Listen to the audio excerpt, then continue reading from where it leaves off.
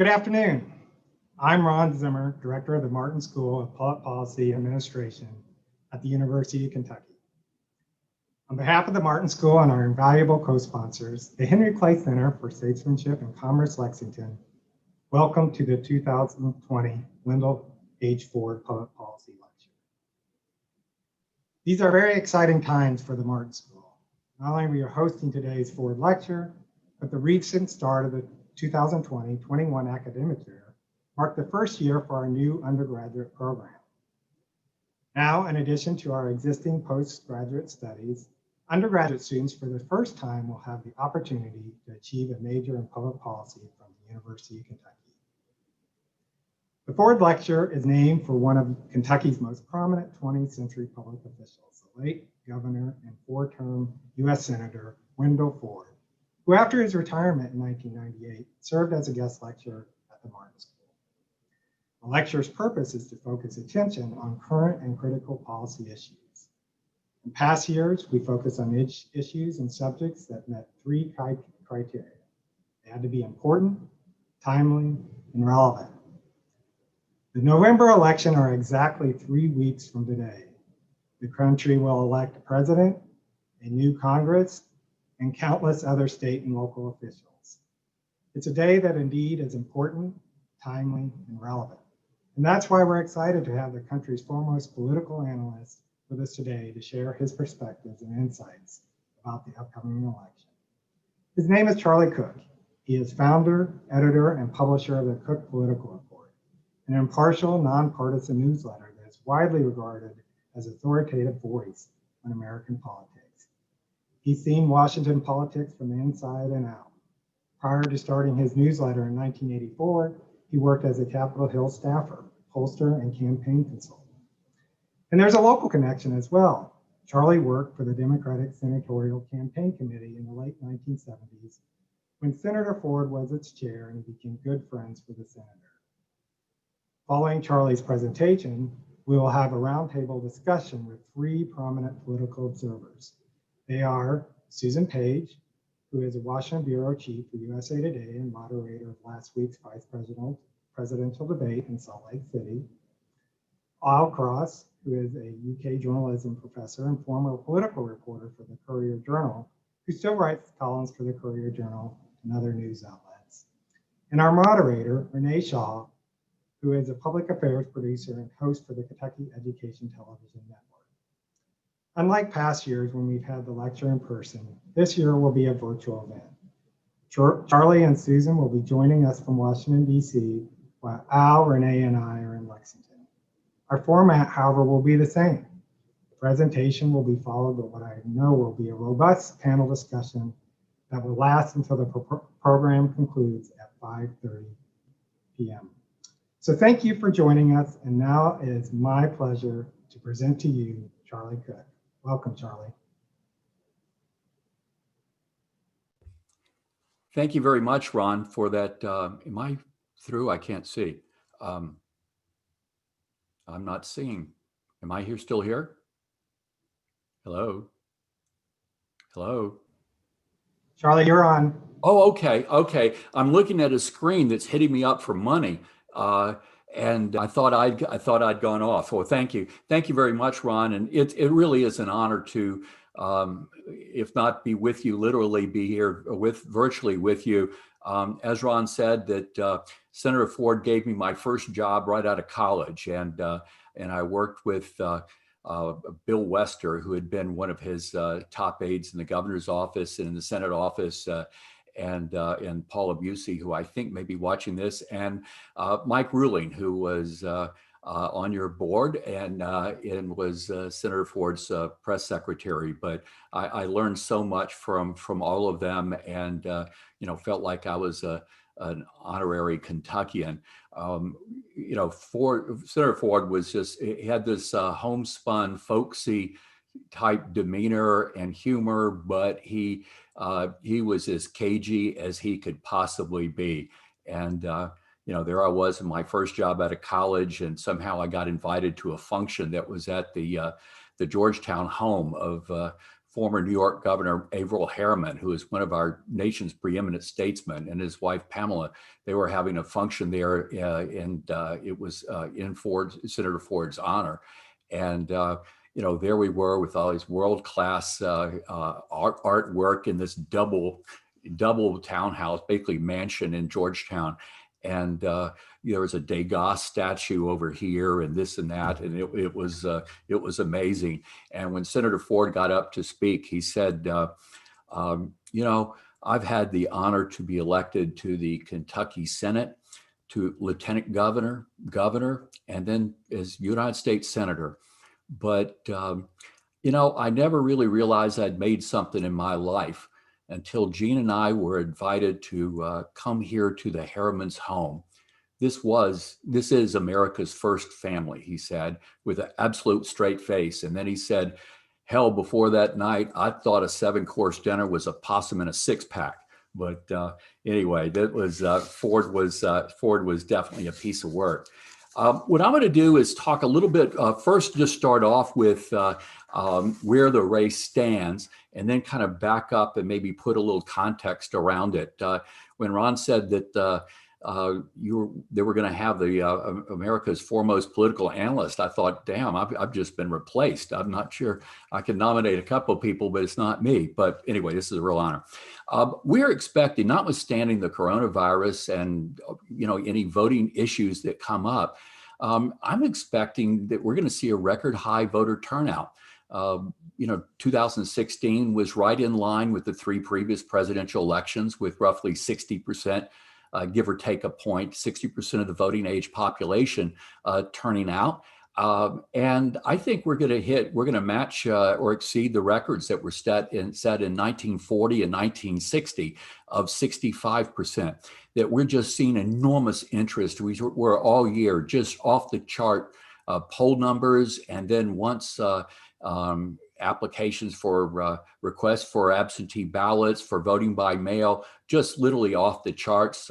I saw the other day that something like in 5 or 6 states that 20% that they had already had in 20% of the total number of votes that have been cast in 2016. So this is, and I think one context of it is that, in 2014, the previous midterm election, we had the lowest voter turnout since in any midterm election since 1942, the lowest.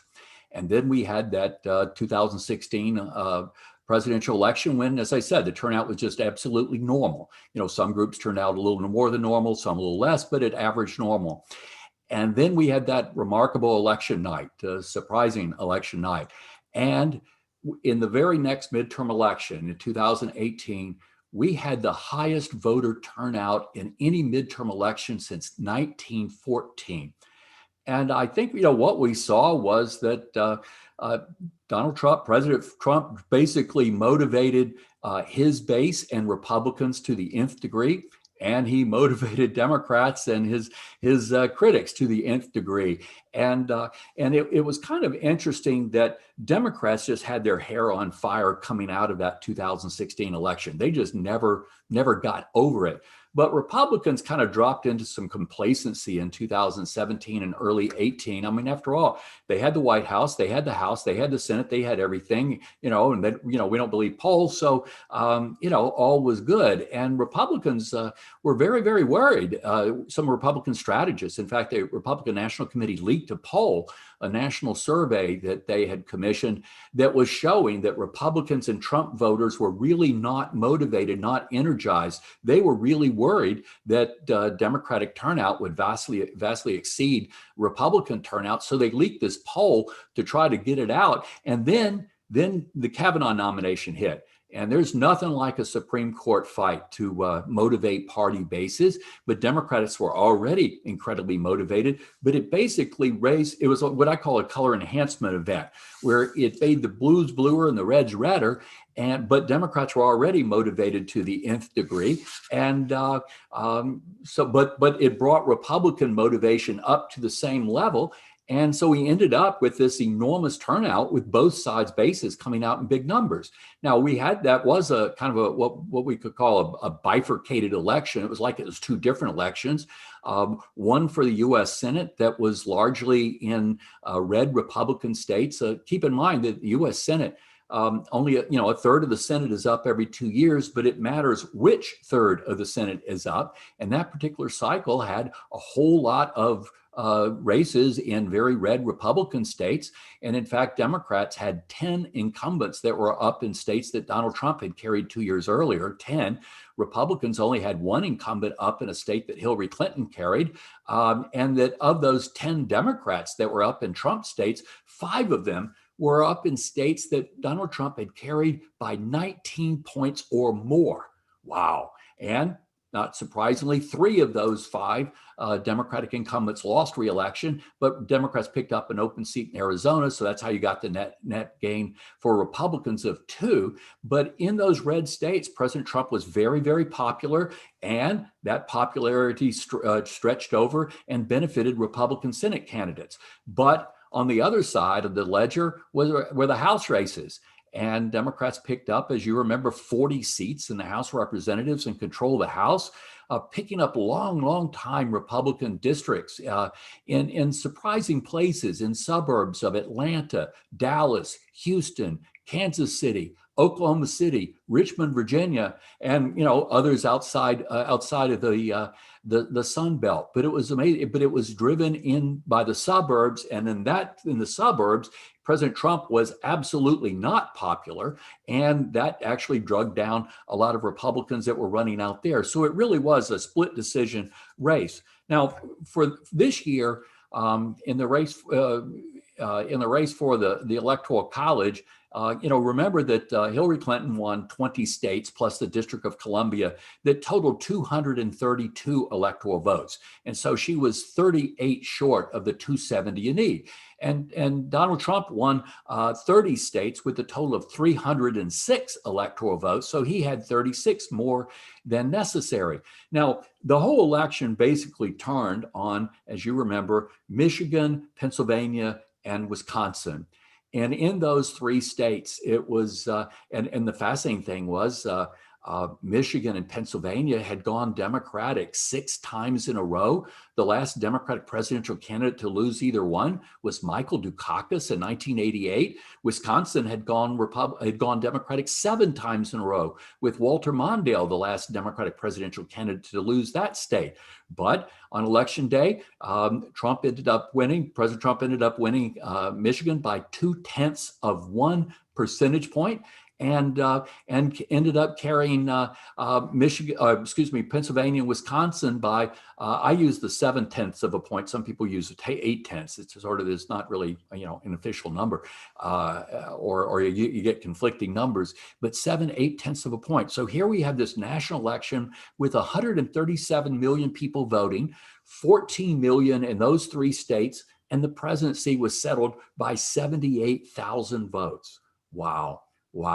That's just astonishing. So when you walk through here and you see that for Joe Biden, and nationally speaking, and we'll talk about polls and more in a couple of minutes, but nationally speaking, he's up by about 10 points in sort of the higher quality national polls. And I'm not a big fan of robo polls at all. And most of the online polling, to be honest, I don't think is very good. There are a few really, really good ones.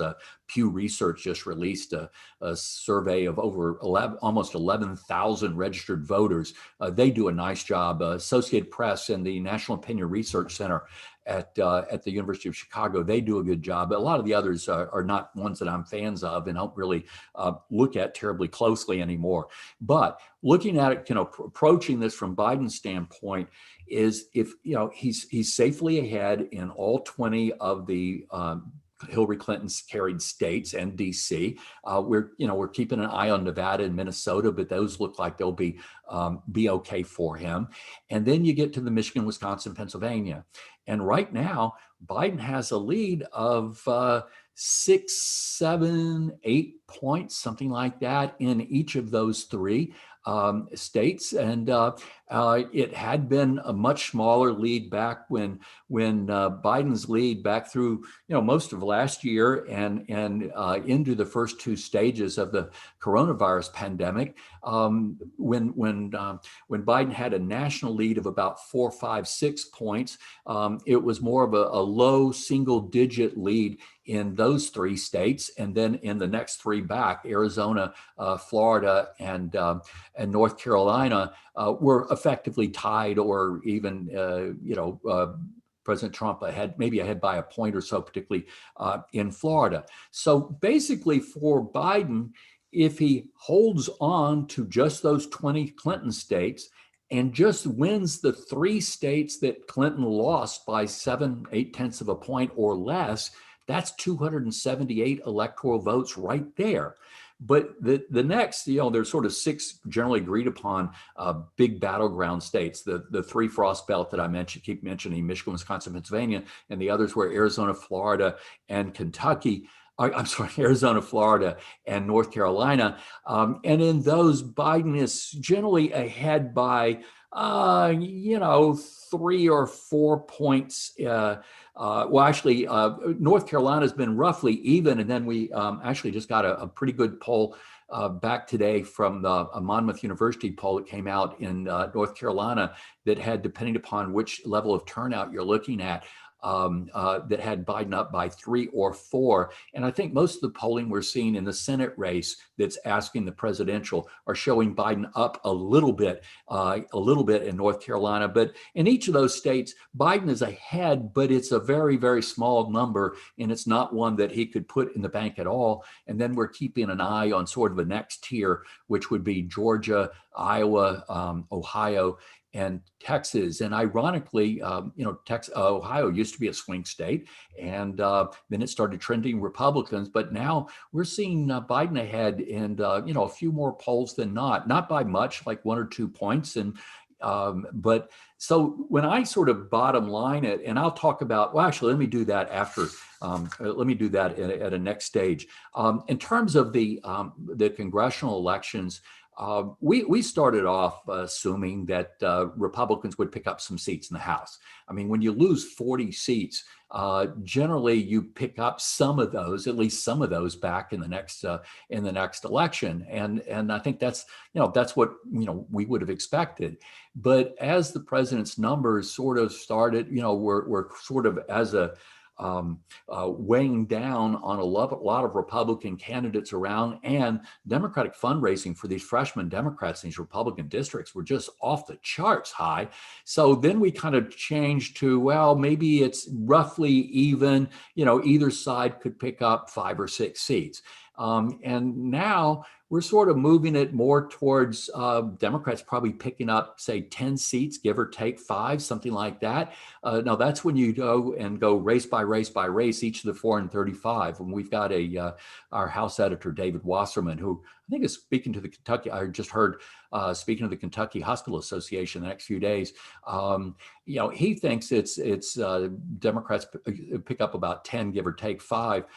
My gut instinct, and I used to follow the House, on a granular basis, but I'm more of a macro guy now, and he's the one that looks at individual races. But my instinct is that it could go a little bit higher than that. That since the debate, and I'll talk about that more in a second, it's kind of weighing down Republicans and costing basically a lot of Republican candidates around the country ever since sort of the debate slash coronavirus positive test, that we're seeing Republican candidates about 3 or 4 down from where they were pre-debate in basically most of the country.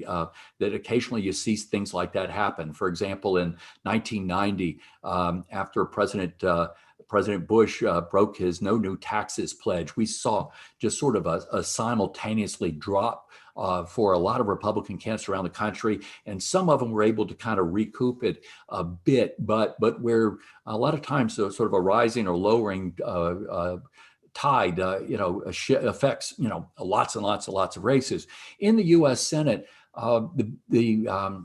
at the beginning of this year, I thought there was only about maybe a 1 in 3 chance of Democrats getting a majority in the Senate, because Democrats only had decent shots in 4 races. They were going to lose one in Alabama no matter what, but they only had three good chances, it seemed, in 4 places. They were going to have to run the table, beating Martha McSally in Arizona, Cory Gardner in Colorado, Susan Collins in Maine, and Tom Tillis in North Carolina.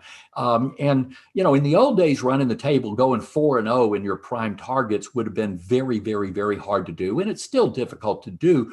But one thing worth noting is that we're now in a time when people vote in a more parliamentary basis, that we're voting, people are mad or disappointed in a party, and they just take it out on people in that party up and down the ballot. And you saw that Democrats experienced that less than pleasant experience back in 2010 and 2014 in Obama's 2 midterm elections, and Republicans did in 2006, President George W. Bush's second-term midterm election with big losses then. But those usually happen in midterm elections. But this time, people are voting more straight ticket and than ever before. And the interesting thing about 2016 was it was the first election since we started the direct election of U.S. senators back in 1914 that every single U.S. Senate race went exactly the same way that state was going that night in the presidential.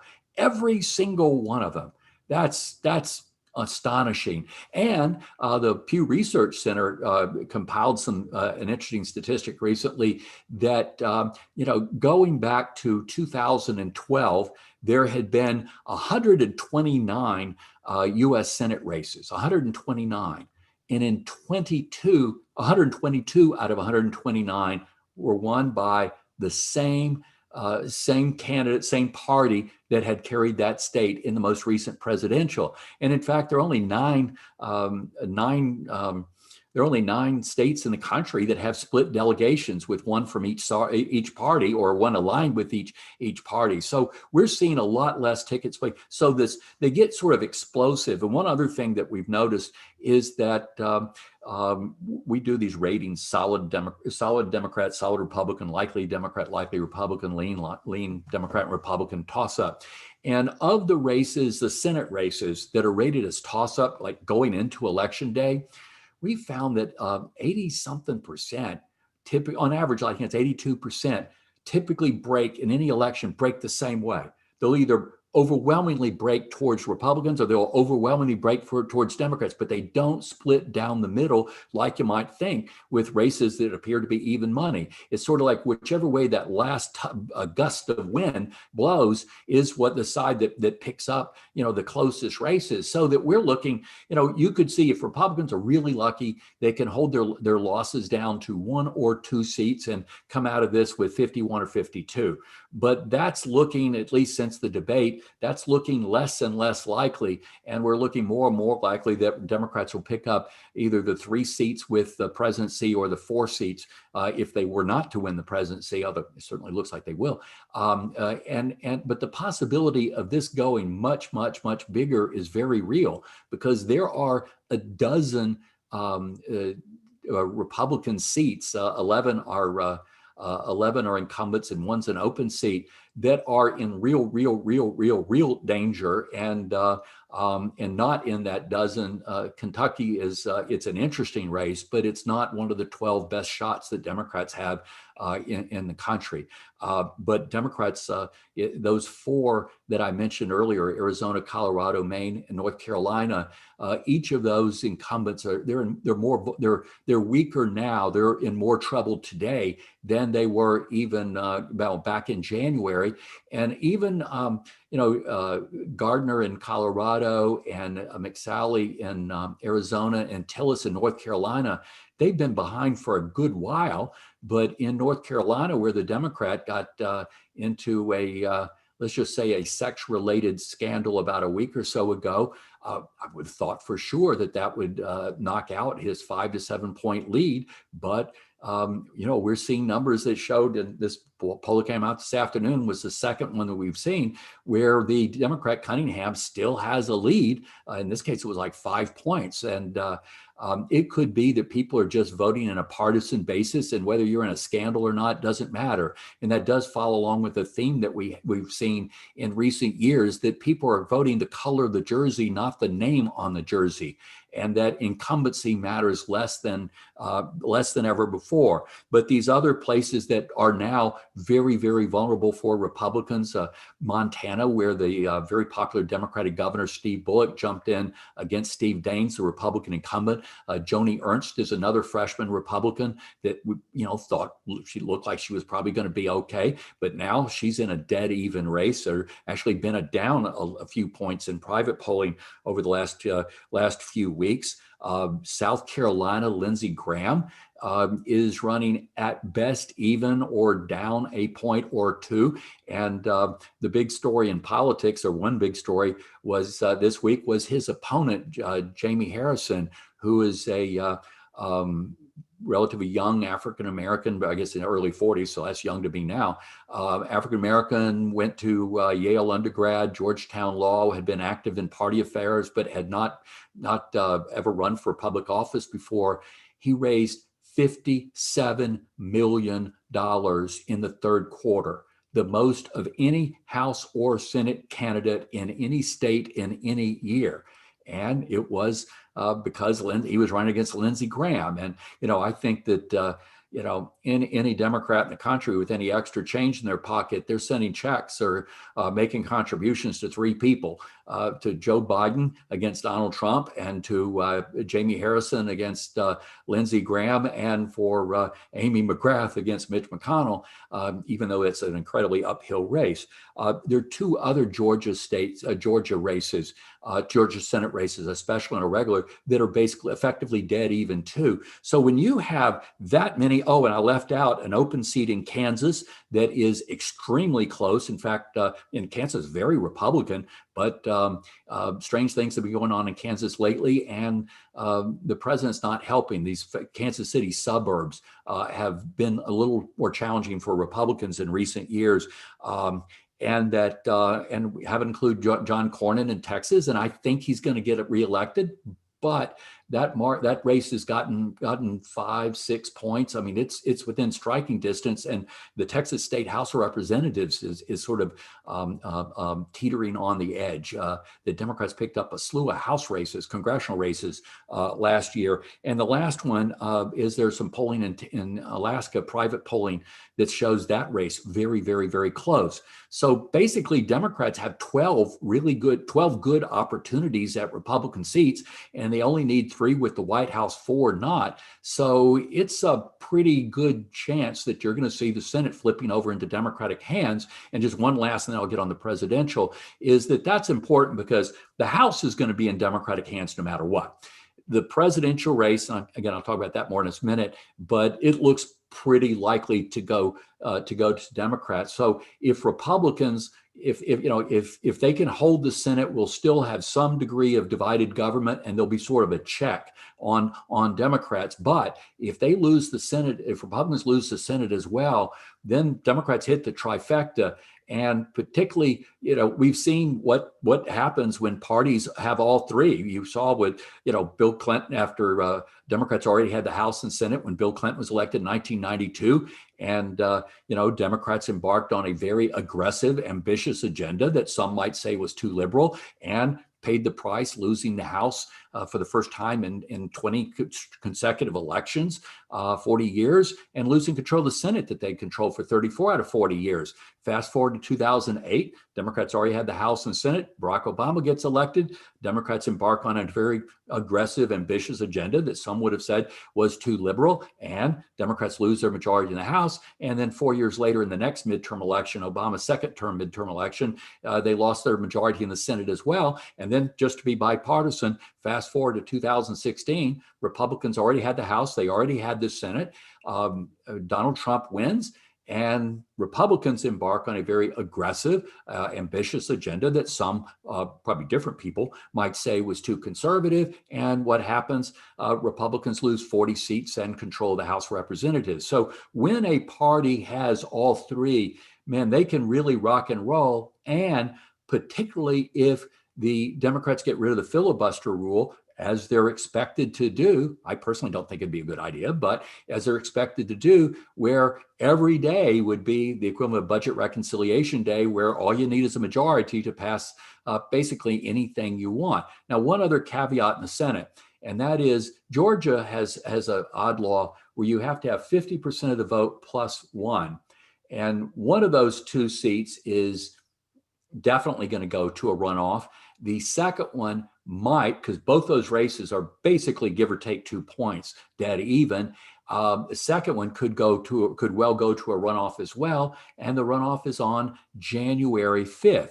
So hypothetically, let's say Democrats just have a net gain of one seat, and they're at 48 with two Georgia seats in a runoff, or let's say they pick up two and they're sitting at 49, and there's a Georgia seat that's in the runoff on January 5th. We could have to wait till January 5th before we know which party is in control of the U.S. Senate. So, wow. Anyway, now let's talk real quickly about the presidential race. One thing I've noticed in politics is that, they say that generals often fight the last war. Well, I think in politics, people tend to wage the last campaign. They want to look at any campaign sort of through the lens of the last one, even if the circumstances are really pretty different and the dynamics may be completely different, but people sort of insist on doing that. But 2016, there's no question that Donald Trump he struck a chord with particularly some working class white voters, along with just people that are going to vote for Republicans anyway. And, clearly he struck a chord and did extremely well.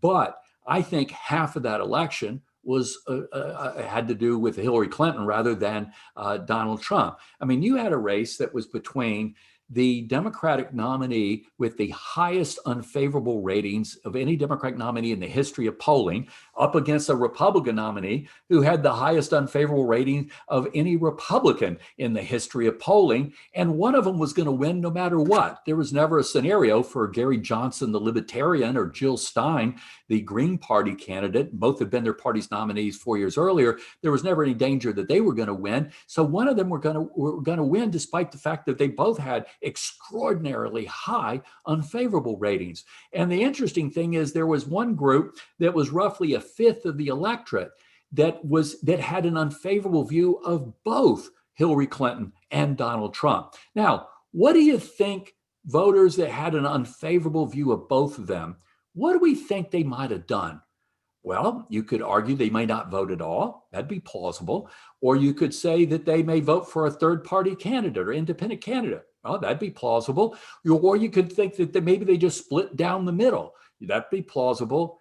But would you have guessed that they would break towards Donald Trump by a 19, 20 or 20 point margin? And, I kind of think that there was the actress Mae West once said that if given the choice of two evils, I'll always go with the one I've never tried. And that Donald Trump represented something that was a non-politician and somebody that was just completely different from anything they had ever done before as a non-politician. But it's important to remember that Donald Trump's opponent this year is not Hillary Clinton. It's Joe Biden, and Joe Biden his favorable ratings are higher than his unfavorable ratings in most of the polling we're seeing. And in fact, in the last few weeks, that as we get closer to the election, Biden's favorable ratings are actually going up, which is kind of the opposite direction of what normally happens in a hard-fought presidential campaign in the closing weeks. Now, I've had a lot of people say, well, why do you keep citing these polls? Because the polls were all wrong. The polls all said that Hillary Clinton was going to win. And I guess part of it is in my previous life, I was a pollster, and I'm a avid student of polls. But when I feel in a snarky mood, sometimes what I'll say is, oh, well, show me a poll that said that Hillary Clinton was going to win the Electoral College. Show me the one that said that, because I didn't see one, because they don't do that.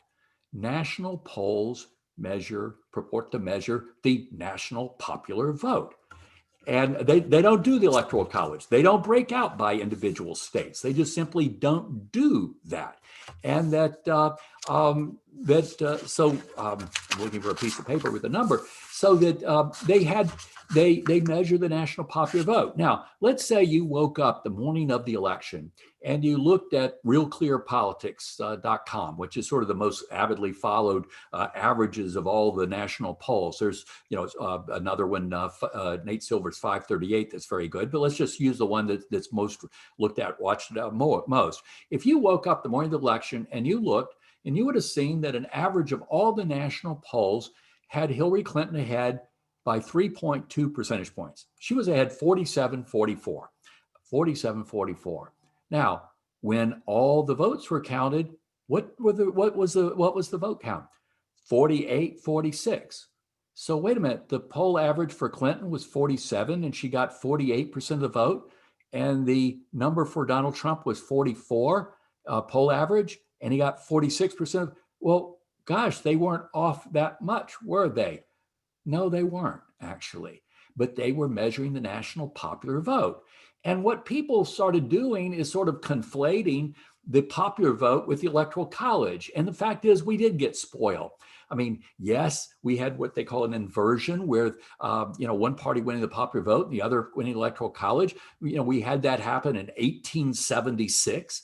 And again, 12 years later in 1888, but it didn't happen again for 102 more years for 2000, Bush Gore. But even remember Bush Gore, yes, Al Gore won the popular vote. But you know what the margin was? It was a 0.5 percentage point. It was a little over 500,000 votes nationwide. And George W. Bush won the Electoral College vote, but he won that by a margin of 537 votes in Florida. And some Democrats would say actually one vote in the, 5-4 decision in the Supreme Court.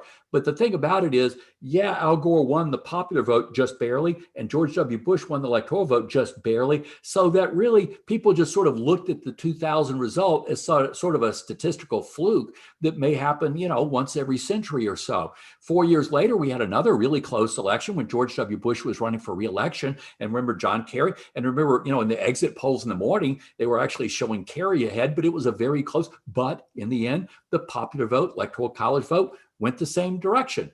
And of course, in Obama's 2008 and 2012, it was clear both in terms of the popular and the Electoral College. So going into 2016, there really wasn't an appreciation that something had happened that has weakened that connection between the popular vote and the electoral vote.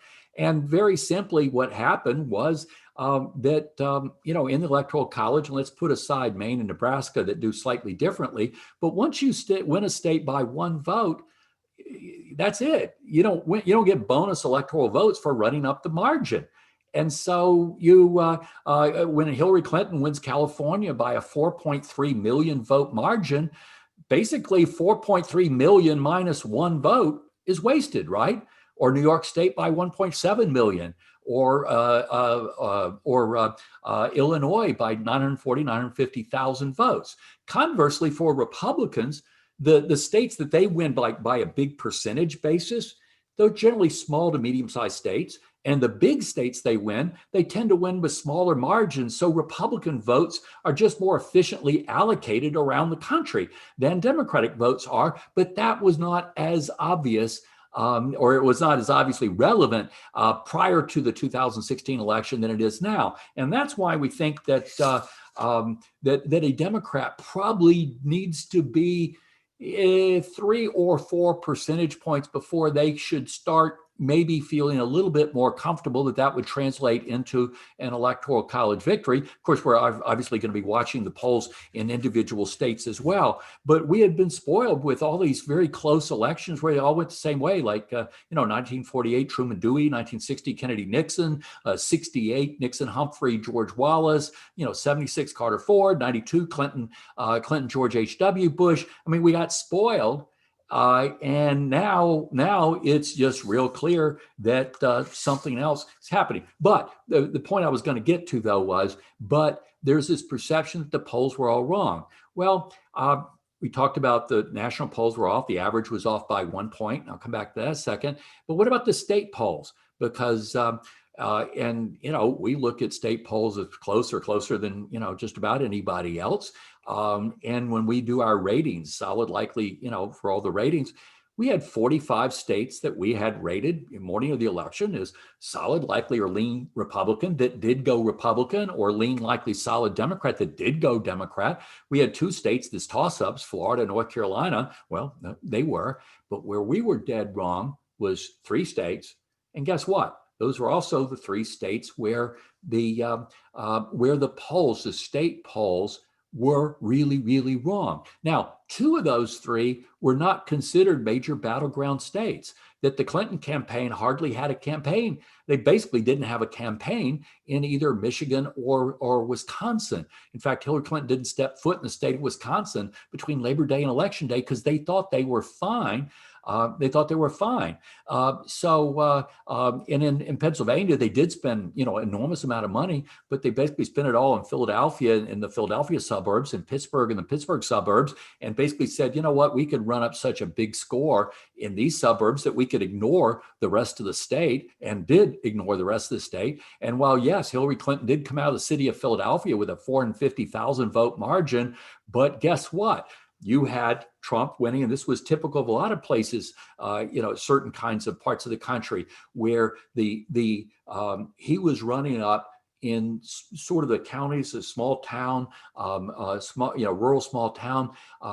There are 67 counties in the state of Pennsylvania. Trump got 70% of the vote or more in 12 counties, and actually got 80% of the vote in 3 counties. And the turnout in these small town, rural-oriented counties and some other places, the turnout was off the charts. It just basically broke the model. So, wow, it was a weird one. But when the Professional Association of Pollsters and the Pew Research Center, when they looked at the polling, national and state, and said, well, to the extent they were off, why were they off? And what they found was they looked at who was interviewed in these surveys. And I know I need to hurry up so that I think we can get to Renee and Susan and Al, that they found that they looked at who did they specifically interview and ran those by the state voter files, where you can't tell how someone voted, but you could tell if they voted. And what they found was there was a very small but sort of systemic undersampling, underrepresentation of whites with less than a 4-year college degree, and a slight oversampling of whites that did have a 4-year college degree. Now, I'm not suggesting for a moment that all of Trump's supporters were whites with less than a 4-year college degree, because I'm sure you could look not too far and find non-whites that had 2 PhDs that voted for Donald Trump. But whites with less than a 4-year college degree was his very best demographic, particularly white men with less than a 4-year college degree, and that President Trump has been having a challenging situation with whites with college degrees, particularly those in the suburbs.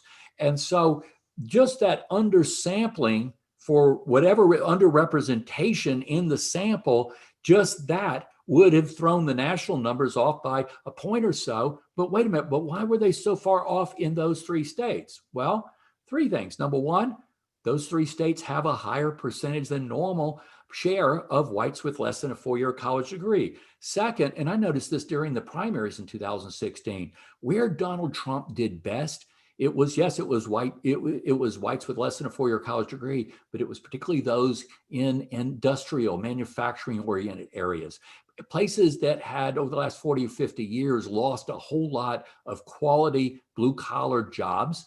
The kind of jobs that used to get you into the middle class or keep you in the middle class, even if you didn't go to college.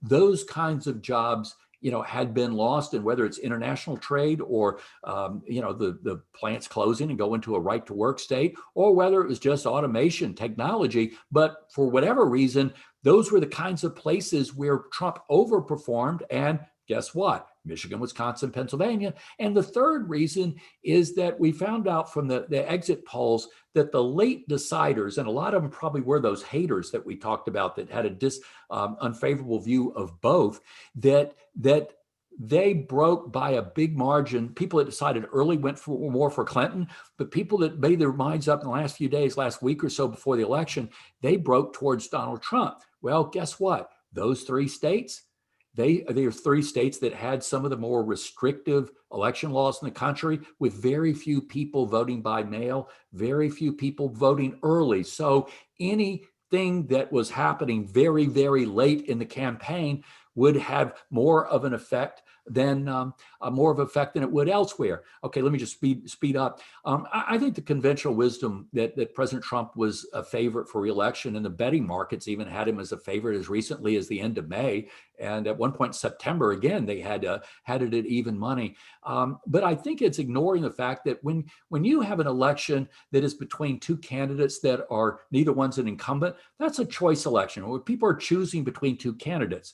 And yeah, there are other things involved, including partisanship, but it's a choice. It's like, mentally weighing the strengths and weaknesses, the pros and cons of each candidate. But when you have a race where one of them is the president of the United States, is an incumbent president, that's not a choice election. That's a referendum. That's an up or down. Do you want to extend that president's contract for another 4 years? Yes or no? And that squeezes so much out that other things, and yes, you'll try to disqualify your opponent, or you'll try to change the subject to get it away from your record. And you saw Obama doing that, both of those in 2012, and you see the Trump campaign doing some of that, trying to do something now. But fundamentally, it's a referendum up or down. And the best measure of whether an incumbent president is going to get reelected, quite frankly, is the job approval rating. Do you approve or disapprove of the job the president's doing as a job so-and-so is doing as president? And the thing is, if you look at the last Gallup poll, and we use Gallup for the historic because they're the only ones that have polled back to the end of World War II, but if you just look at the very last Gallup poll taken before the elections, and what you'll find is that every single president that was at 50 or higher, every one of them won. All 5 of them won. Eisenhower, Nixon, Clinton, Reagan, and Obama. And of the 2 that were, let's just say 45 or lower, okay, they lost. Actually, it's both of them, Carter and George H.W. Bush. We could throw Gerald Ford in, but I was primarily dealing with elected presidents. But there was one that I left out. One was in the twilight zone, lower than 50, but above say 45%.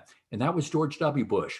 And his last Gallup job approval rating was 48%. Remember, he had been up at 90 right after 9/11 and hung up there for a long time. But as the Iraq War started getting more problematic, his numbers started coming down, and he was down at 48. And as we talked about a minute ago, that was a very, very close race. So where does President Trump fit into this? Well, you look at all the Gallups for his first year in office, and his job approval was 38% for the entire year. 38%. That was the lowest of any elected president in post-World War II, basically modern polling, the lowest. And if you're curious, the previous record holder was Bill Clinton, who had a 49%, 11 points higher than Trump's 38%. Okay, what about his second year in office? His approval rating went up 2 points for that year. It was to 40%. And that was the lowest second year of any elected incumbent in post-war history. So what about the third year, 2019, basically? Well, went up 2 more points to 42%. And it wasn't the lowest of any third president in the third year because Jimmy Carter slid down underneath at 37, but it was the second lowest. But if you average only 41% for your entire presidency in the Gallup poll, you're in a very, very tough position. And the fact is, people decided very early on, in a lot of cases before he even took the oath of office, that they weren't going to like him. You know, that 3/4 of the electorate either strongly approves the job the president's doing or strongly disapprove. In fact, you look at the most recent ABC Washington Post poll, 30% strongly approve, 45% strongly disapprove. Fox News, 32 strong approve, 44 strong disapprove. NBC Wall Street Journal, 31 strong approve, 50 strongly disapprove. Quinnipiac University, they do a good poll, 34% strong approve, 49 strong disapprove. And finally, the 2018 exit polls, with a gigantic sample, was 31 approve, 46 disapprove. So if you're a president of the United States, and if you've been upside down with higher disapprovals than approvals in 469 out of 477 major national surveys, if you've never seen 50% in a single major national poll, never 50. If your highest in Gallup was 49, if your highest ever in the Fox News poll was 48, if your highest NBC Wall Street Journal is 47, and the lowest were down in the 30s for each of those, take like last year. Okay, I'm finished. Is that from September last year through February this year, we had 6 consecutive months of 50-year low unemployment. 50-year low unemployment. And at that, your approval rating never hits 50% in a major national poll? Really? I mean, good things can happen to him and his numbers basically don't move up, hardly move up at all. Or bad things happen. Okay, how about the Bob Woodward book? Or how about the story that his lawyer had paid off, a porn star $130,000 to keep quiet about something? Numbers didn't go down. There's sort of, that they really didn't move much. I mean, there was sort of a very gradual improvement from 2017 to 18 to 19, but only 4-point improvement over 3 years, not that much. But basically, until the coronavirus came along, nothing had really had a sustaining impact on his numbers. So what happened in this? Basically, I think what happened was you had a president that was already incredibly polarizing. He had focused on his base, on reinforcing his base and not expanding his number beyond his 46% of the vote. And so he never really went after the 5, 10, 12% of the voters that were in the middle. And that, so he was on thin ice before. And then, for a while, the public sort of hung in with him on the coronavirus, but through, about April, May, his credibility started kind of coming down. Confidence in him started coming down. You saw his job approval rating starting to decline in May. You started seeing the gap between Biden's lead start to gain over June, July. And then the president closed it back up by a point or two in the second half of the summer and early September. And then the debate happened. And boom. And that's where you saw, these numbers like 10 to 16 points behind in major, very well done surveys, and where it's like the bottom fell out from under him. So he'd been on thin ice. The ice, to begin with, the ice was melting some during the coronavirus pandemic.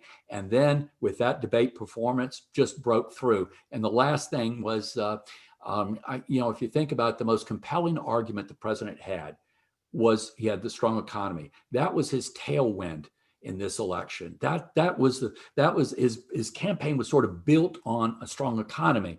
And whether people blame him or not, and they don't blame him for the economic downturn, but the loss of that tailwind and its ability to offset doubts that people had about him as a person and his governing style and why won't he listen to experts and things, then it's sort of all she wrote. So I don't think the presidential race is competitive anymore. I don't think it's going to get competitive. And right now, I think the real contest is going to be for the U.S. Senate. And that's going to be, there's not going to be many votes separating whether Republicans lose just a seat or two and hold on to their majority, or whether they lose 5 or 6 or 7 seats, particularly since a lot of the closest races are in fairly small states like, Maine, Montana, South Carolina, states like states, Iowa, states like that, Kansas. So anyway, so that's where I am. I know I'm way over time, but hopefully we'll have plenty of time for Al and Susan and Renee, and I can stick around for Q&A as long as you guys want. Thank you, Charlie, for that insightful presentation. Certainly, we could listen to you much longer, and thank you for enlightening us so much on that. And I do want to bring in Al Cross, who a lot of Kentuckians, of course, know, UK journalism professor, director of the UK Institute for Rural Journalism and Community Issues, and of course, Susan Page, who we saw last week moderate the VP debate, and also she is the Washington bureau chief for USA Today. So we appreciate them being along with us today. And I'm Renee Shaw with KET. And Charlie, I want to pick up a couple of places right where you left off. So are you predicting a blowout for Biden in the presidential contest? And by how many points would you dare to guess? Well, the way I'm putting it is this. I think there's a 20% chance that President Trump wins the Electoral College. To be honest, I think it's predicated on some, black swan, some external event, and I'm piling a lot in that box to get it up to 20%. I think there's a 45, let's go with 45% chance that there's a what I would call a skinny, or 40% chance that there's what I would call a skinny Biden win. In other words, hold on to all of Hillary's states, win the 3 states that she won by, or that she lost by 7/8 of a point or less. And maybe just that, or maybe, one more state, maybe, the 2nd district of Nebraska. And that's it. And then a 40-ish% chance that it's a big Biden, where it's not just those 3, but it starts getting into Arizona and or Florida and or North Carolina, and maybe throw in an Ohio or some, Georgia, on the worst case scenario for Republicans, of Texas. But so I'd go with 20, 40, 40. But right now, I think he's going to get, in the low 40s. I think he'll come in below his 46% from last time. I think the independent third-party vote and write-in combination that was 6 last time, I think it's probably going to be more like 3 this time. And Biden is, up in the, is over 50 in the national vote. That's my guess. You mentioned, and I want Susan and Al to chime in too, you mentioned about job approval ratings and that President Trump has never been above 50, particularly in times when the economy was doing well and other times when he could have had that kind of bump. I am curious about the Gallup poll last week, though, that when voters were asked, who were surveyed about, are they better off than they were 4 years ago, 56% of them said they were. And if you compare that to 2012, President Obama, only 46 or 43%, I think, said they were better off. So how does that metric play into how voters are likely to respond? There are a lot of people scratching their heads over that finding because it doesn't really jibe with a lot of other things we're seeing. The question, people, it's a play off of the Ronald Reagan in 1980. Are you better off than you were 4 years ago? But if you might remember, Dick Werthman, who was President Reagan's pollster, the question that he asked that told him that they had a real shot against Jimmy Carter was this one. Do you think the country is headed in the right direction, or do you think it's off on the wrong track? Werthman used to call that the Dow Jones indicator of American politics. And when you looked at the last 10 presidential elections, in 5 of them, the party in the White House, holding the White House, kept it, either president reelected or the vice president elected president, or whoever else. But 5 of them, they kept it. And in those 5, the average right direction was 42%, and the average wrong track was 49%. These are NBC Wall Street Journal numbers. And it was, now that's 42 right direction, 49 wrong track. Actually, the norm is for wrong track to be a little bit higher than the right direction. In fact, the last time I can remember right direction was higher was right after 9/11, when the country kind of pulled together. But for the 5 that the White House, the party in the White House was thrown out, the average was 24 right direction, 70 wrong track. So minus 46. So what was the last time the NBC Wall Street Journal poll asked that? 19% right direction, 72% wrong track.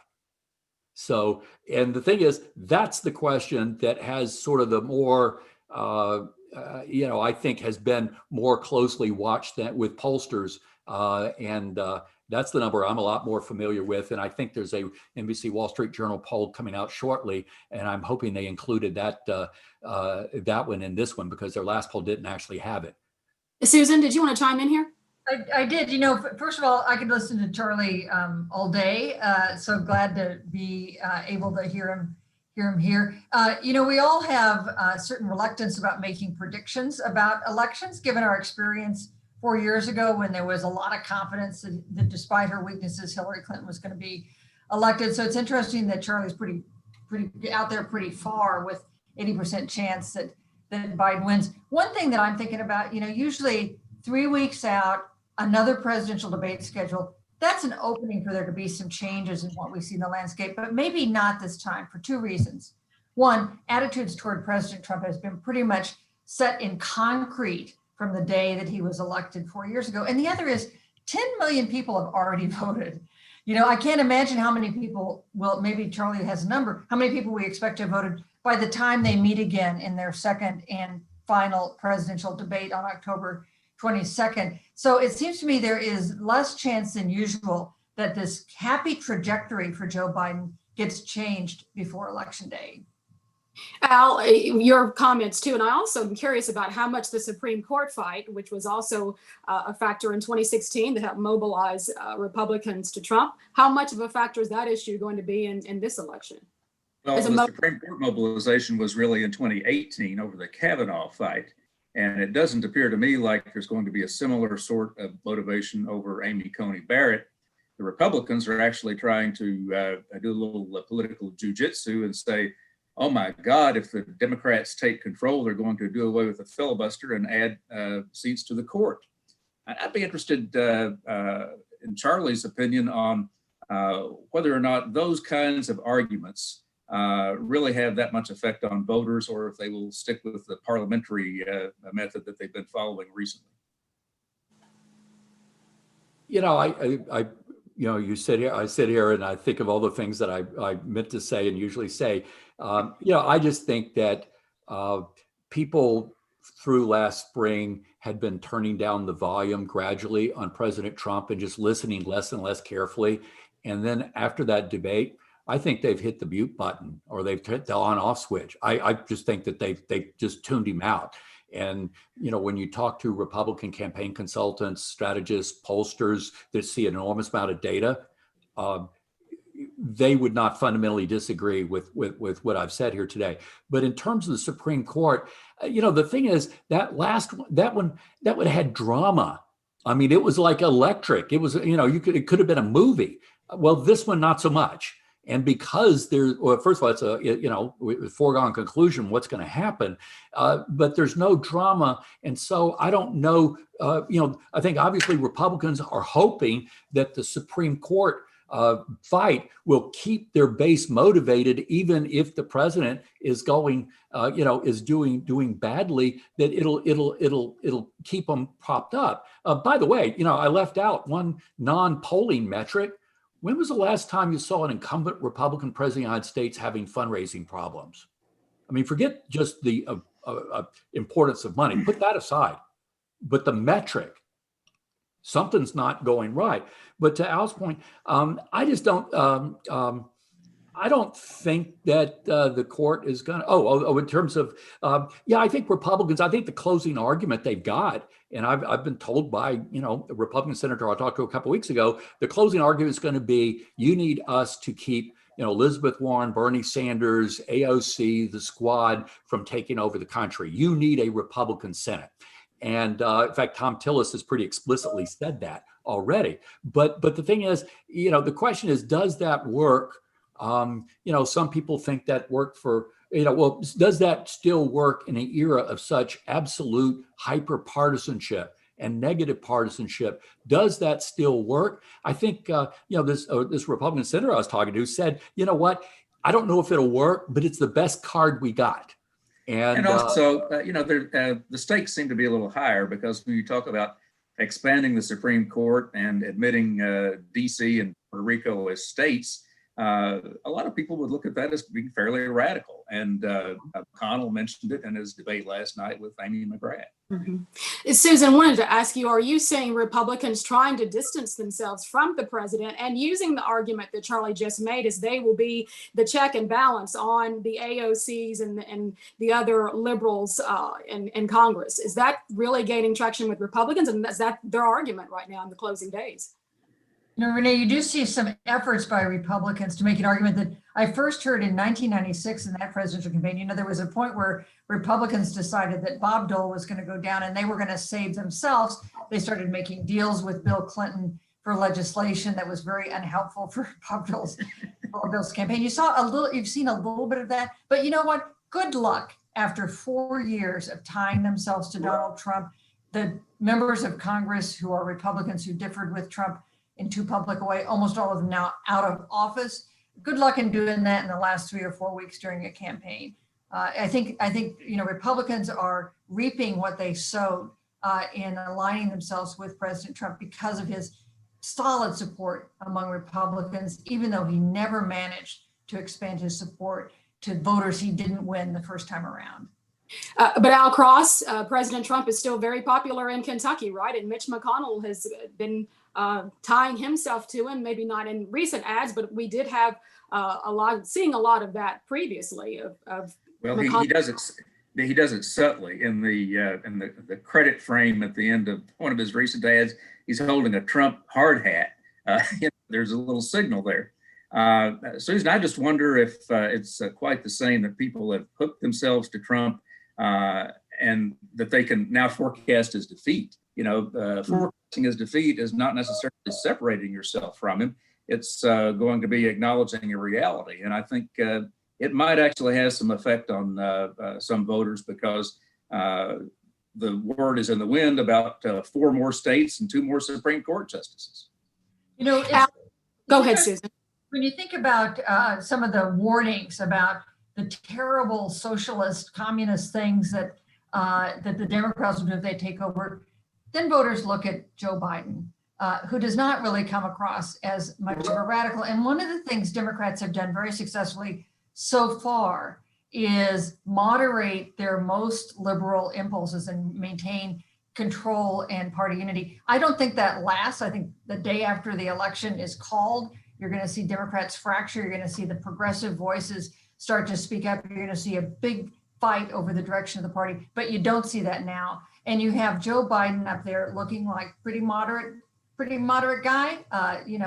Joe, somebody who's pretty familiar, someone who has friends with Republicans and speaks well of Republicans, someone who said today that he is not a fan of the idea of expanding the court. Right. It took him a while to get there, but eventually he got there today. So we'll see. I just, I feel like this is the kind of wave election that we've seen in 1980 and other moments when there's just a tide, and you're either on one side of the tide or the other. And at the moment, Democrats are riding the surf and Republicans are worried they're about to drown. I want to talk about the U.S. Senate race, and particularly in Kentucky. Al, we just heard Mr. Cook say that it's not even in the top 12 to even look at here. Competitive, you think, still, or is it more about the leader maintaining his majority position? I no longer think it's competitive, although I'll go back to what I said the night Donald Trump got elected. Now almost anything can happen. We live in a world where, like Susan referred to as some kind of black swan event. They could be sort of black swan event that appended Mitch McConnell. But I would not go betting any money on that. My real question is, so what happens to Amy McGrath when she ends this election campaign with several $1 million in the bank? Does she mount a third campaign, perhaps against Rand Paul in 2022? What does she do with that money? What's her political future? Right. Last night, Al, just real quickly, what we think will be the first and only debate between McGrath and McConnell, perhaps a comment that really perked my ears when McConnell said, no one believes the Supreme Court is going to strike down the Affordable Care Act. Were you as surprised as I was to hear that?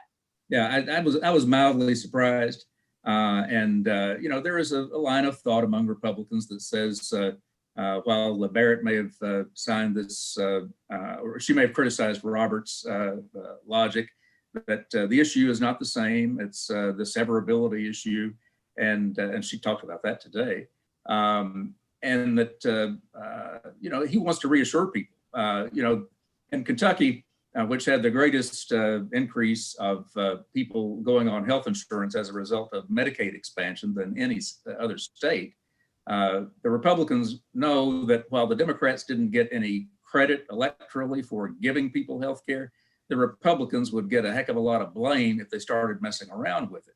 So McConnell knows that that is the third rail of politics these days, messing around with health care, at least in this state. Yeah, Susan? Yeah, that was a surprise to hear him say that, since the Republicans have been campaigning against the Affordable Care Act since the day the Affordable Care Act was passed. But one thing that we know about the Affordable Care Act is more popular now than it's been before. And the number one reason is the protection for people with pre-existing conditions. Republicans have struggled to explain how they would continue that protection if the court allows the act to be struck down. And I think people need to realize if you protect people with pre-existing conditions, then you have to spread the cost among everybody else. It's the old concept of insurance that a lot of people still don't understand. If I can, Susan, if I can shift to talk about last week and the vice presidential debate that you moderated. You've made it when you have Kate McKinnon and impersonate you on Saturday Night Live, and I'm sure your coolness points and stock went up with your kids for that portrayal. But that aside, just curious about the process that you went through and cultivating your questions. And I've heard you say that the commission, and you agree, that the purpose of a moderator is to disappear. And when others may have criticized you for not jumping in when they didn't answer the questions about court stacking, packing, or presidential disability, you didn't feel it was your role to press them on that. So explain. So I really thought about this as being different from doing an interview with someone or being at a news conference, where your number one goal is to kind of push them to say something they haven't said before or to get as much heat as possible. In this case, I was trying to get as much light as possible. I tried to ask a narrow question, often a question that could have been answered by a yes or no, although no one seemed to take that opportunity. And then create an opportunity for the two candidates to talk between themselves. That was really my goal. And my goal was not to impress fellow journalists. It was to provide an opportunity for the voters. 58 million people watched that debate, for voters, including voters who had not paid very much attention to the election up to now, to take the measure of these two candidates side by side, to hear about the policy priorities they had. And when the candidates dodged a question I asked, which happened at several points, especially with Vice President Pence, I thought it's up to voters to look at that, to see that happen, decide whether they care about that or not.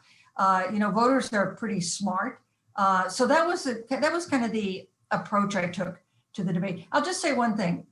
Axios did a poll after the debate and asked those who watched the debate to give one word that described the debate. And the number one most frequent response was civil. And the number two most frequent response was informative. And I'll take those ratings any day. Yeah. Charlie Cook, I do want to ask you. So, informative and civil may not be two words to describe the first presidential debate. And perhaps after the job that Susan did in keeping the House clean with the vice presidential candidates, what can we expect and what do you expect and what will you be looking for next week in Nashville? I don't think, President Trump is kind of like a pitcher that's got one pitch, and he's got a fastball, and that's it. And so it's like somebody, he's got one speed, and I don't think he can vary it. And the Biden people will know where he's coming from. But the thing is, I just think that it came across as belligerent. It came across like, frankly, I've been around politics. I met Al Cross when I figured up 42 years ago when he was same age, Charlie, and Susan Page almost as much. But I had never seen an elected official of like a serious office do that badly, and I just think that's damage that doesn't get reversed. That, as I said, I think the kind of the mute button or the hitting the mute button. I don't think. I think Susan said, Susan and Al said that so many people have already voted. The thing is that the October surprise needed to be in September, because so much water is under this bridge. So, there's always, I guess, something. But I don't think a debate performance is going to change things. I don't think he can change. I just don't think that's, he is what he is, and you got to give him credit for not pretending. But that was not helpful, and frankly, I don't think he will benefit from having a second debate. I don't know that. I don't know if I would do. I know he's got to do something to shake up the race, but I'm not sure. I'm not sure that a debate would do it. That he, when people say that sometimes President Trump is often his own worst enemy, I think that's really true. Given where the economy's been, given some of his policies are not terribly unpopular, but his numbers have never matched his popularity. The popularity of some of his policies. So I don't think it's going to change a thing. I really don't. Al, do you want? It wouldn't surprise me if that debate had a smaller audience than the 58 million that was the vice presidential debate, because I think people will know the race is over. And frankly, a lot of people are sick of Donald Trump. Now, because of it's kind of like going to a stock car race. A lot of people go for the crash. They may tune in for the crash. There's a possibility Trump could pull some kind of a rabbit out of a hat. Who knows? But I tend to agree with Charlie. Yeah, I do want to get in this student question from Ben Scott at the University of Kentucky. He asked a very good question. Do you think that today's political polarization poses a real threat to the future of our union? Well, I'll take that one first because I've got to leave to go teach a class. I was really concerned to read about a new book by John Dean and I forget his co-author about the rising support for authoritarianism in this country. That we've always had that. It's a strong trend in evangelicals even, but Trump seems to have made co-hate what was incohate. There is now this movement that goes all the way to the militia groups, but a sense that we need a strong leader and to heck with all the niceties of the Constitution. That is a very dangerous thing. And I think that one of the best things Biden can do if he's elected is to pour oil on those troubled waters. I imagine he is not at all interested in Democrats immediately starting to pick fights with Republicans and expand the Supreme Court. He doesn't want to cause a problem in the campaign with that issue, but that's just not who Joe Biden is. And if he can go back to being the old Joe Biden, it'd probably be good for the country. I think that there's what we're seeing is escalating levels of animosity.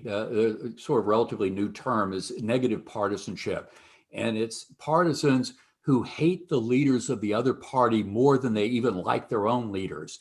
And if you think about the level of animosity among Republicans towards Bill Clinton, during all the Whitewater stuff, and then think about the animosity the Democrats had towards George W. Bush. And then you think of the Republican animosity towards Barack Obama, and now Democrats towards Trump. It's sort of taken it to, level after level of that is, I shudder to think what if this race does get really close to like a Bush Gore kind of situation.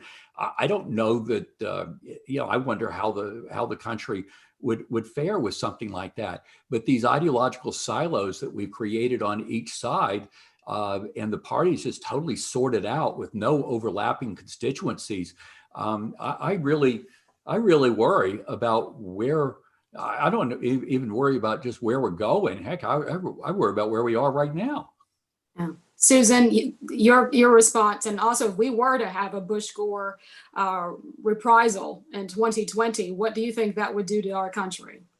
I covered the 2000 election. I covered the after election where we tried to figure out who had won. And at the point the Supreme Court ruled, even though it was a 5-4 decision based on the vote in a state that happened to be governed by the brother of one of the presidential candidates, people accepted the results. Democrats didn't like the results. They didn't like President Bush, but they did not dispute that he was going to be inaugurated as president. I don't think that would happen this time. I think we would have a much more difficult time. And, even if we have the best case scenario for Democrats that Charlie outlined, where Democrats win the White House, they win the Senate, and they hold the House, Washington will be transformed. The country will not be transformed. The divisions that we've seen in this election for the past 4 years will still be there. It's going to be one huge challenge for the victors in November. With Bush Gore, half the country was going to feel like the election was stolen. And the only question was which half. And I think, to Susan's point, I think that the one thing that diffused it was that after the Supreme Court made their decision, Al Gore had, with a lot of class and a lot of grace, basically said, that's it. And basically sending a signal to Democrats, stand down, this is done. And I think that helped a lot. But I think Susan's right. It's kind of hard to see that kind of thing happen right now with the kind of animosity between the two sides. I think Biden would, but I can't see Trump doing it.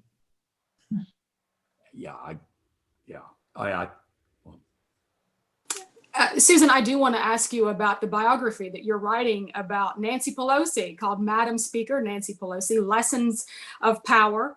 Thank you, Al, for being with us. I know he has to run off to teach a course. We appreciate him being a part of our discussion today. What's the future of Nancy Pelosi? How much longer? What's her long game here? She's 80 years old, and what's she looking for here? And I understand that perhaps she had even different plans in 2016. That were diverted because of the outcome. So what's she looking at now? That's right. Nancy Pelosi told me that on election night 2016, her intention was to step down, step back, focus on her grandchildren. There was some talk maybe she'd be the U.S. ambassador to Italy, appointed by President Hillary Clinton. But when she looked at the returns coming from Pennsylvania that night, she said she knew immediately that Hillary Clinton was in big trouble. And she also knew immediately that she wasn't going anywhere. And she spent the next 2 years trying to win back control of the House, which she succeeded in doing in 2018. I think that she will she hasn't told me this, so this is my conjecture, that she will choose to stick around for one more term as Speaker of the House, because I think she'll want to pass a lot of legislation to undo what it is President Trump has done in the past 4 years. Mm-hmm. I think Vice President Biden, or a President-elect Biden, I don't think he's going to be offering her an ambassadorship. He's going to want her right there, because she is the only person right now that could ride herd on that pretty rambunctious House Democratic conference. That'd be that would be very, very difficult for any of the new people that may be rising stars to contain all of that right now. So I agree with Susan. I think she's going to stick around for another 2 years, and then maybe she'd get the gold watch in a fun appointment someplace, but not right. Just if I could just say one more thing about Nancy Pelosi. You may remember that in 2016 and especially in 2018, there were a lot of Democrats who thought it was time for her to go, that it was time for a new generation of leadership. I can tell you at the moment, nobody thinks that. Democrats in Congress, even those who challenged her before, have been delighted to see the skill and the toughness that she's brought to that job for the past 2 years. So if she decides she wants another term, believe me, she's going to get it. Susan spent 10,000 times more time with Speaker Pelosi than I have, but just to talk to her for 2 hours, sitting next to each other, I came out of that thinking, this is one of the most underrated people I've ever seen, and she is a very, very formidable person. And I think one of the things that's benefited her is that I think a lot of people along the way have underestimated her and lived to regret it. She is a tough cookie, and she is very, very, very savvy. And I wouldn't go into a dark alley with her. That's for sure. She's really. You don't see it from a distance, but boy, it's there. I'm sure a lot of Kentuckians, and I wish Al was still on the line with us, curious about Mitch McConnell's intentions. If it's a foregone conclusion that he secures this 7th term, will he hang it up after this? And Susan Page, what can you shed on that? Well, I came down to Louisville and interviewed him when his book came out. Very interesting book, a little bit of a valedictory book. I think people who win power like to hold power. It's the rare senator who walks away. That's why the people in the Senate are so really, really old. So I assume he wants to stick around. Although once you've been majority leader, I think it's hard to get back in the minority, even in the Senate where the minority has more power than it does in the House. That is really a different sort of role. But I would expect him to want to stay around, although maybe Charlie knows more. No, I have a hard time seeing Mitch McConnell walk away, but I do agree that being a minority leader at this stage of life after having been majority leader, that's tough. But I guess there are University of Louisville games for him to go to, so which seems to be his other passion in life. Or I probably shouldn't have mentioned the name of that school, but considering the host of the forum, but that's okay. Yeah, no, everybody, it's I think the University of Louisville has been in UK's shadow for a really long time. So I think the University of Kentucky can deal with this. But it's interesting that he evokes such really strong emotions among Democrats. But you spend any time with him, and he is a very he ideologically speaking, maybe I would say he is almost as different from President Trump as Joe Biden is different, just in different ways. That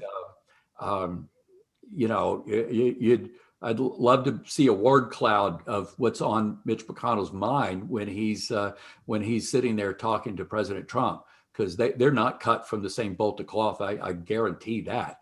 But I think if Biden does win, I think you're going to see someone that is temperamentally and in so many levels a polar opposite of President Trump. I mean, just on so many levels of experience and temperament and levels of interest and understanding of the process and policy. It's pretty, not to say that Joe Biden doesn't have shortcomings. It hasn't made mistakes, because he certainly has. But he couldn't be much more different than President Trump. Is the Republican Party, Susan Page, Donald Trump's party? I mean, you know what I'm saying? Is it the party of Donald Trump? It is Donald Trump's party. That's why he has managed to keep such control, to keep such loyalty from Republican office holders, even those who privately express consternation about his tweets and his behavior and his sometimes erratic quality. And he has succeeded in remaking what it means to Republican. He's made a Republican Party that has lost college-educated whites, but has really solidified its support among whites who do not have a college education. That is very different from the Republican Party that you would have seen a decade or two ago. Now, the question is, if Donald Trump leaves the scene, say he loses his bid for a second term, what happens to the Republican Party? And man, that is a question to which I do not have an answer. Yeah, Charlie, can you give us an answer? What happens to the Republican Party post-Trump?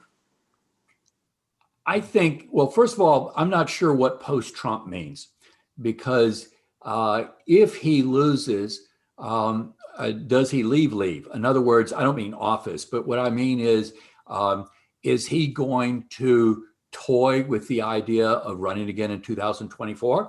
Is he going to tease with, well, maybe one of my kids runs, or start a conservative cable network? The thing is, as Susan alluded, the Republican Party has a massive positioning problem, that they are doubling down on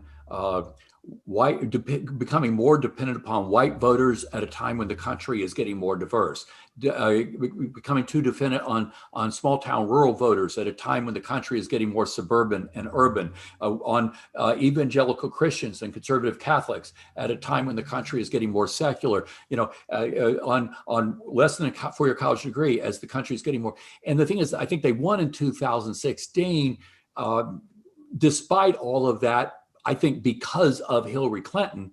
And I wonder, the Republican Party does need to reposition, rebrand themselves, but as long as he is hanging over the party, even out of office, it would be very, very hard for them to do what they need to do to follow that autopsy that the RNC commissioned back in 2013. That was a blueprint for how the party should change, but it's not what they did. And it's going to be very hard. My friend Tom Davis, who Susan knows very well, who had been the chairman of the National Republican Congressional Committee, he was a former congressman from Northern Virginia, he likes to say that the Republican Party has gone from country club to just country. And that's harsh, but there's some truth there.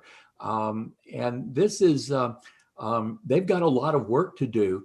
And either A, they fix their part, they repair their party, or B, they just have to wait and hope that Democrats go too far, overreach, and self-destruct. Of course, that's been known to happen too.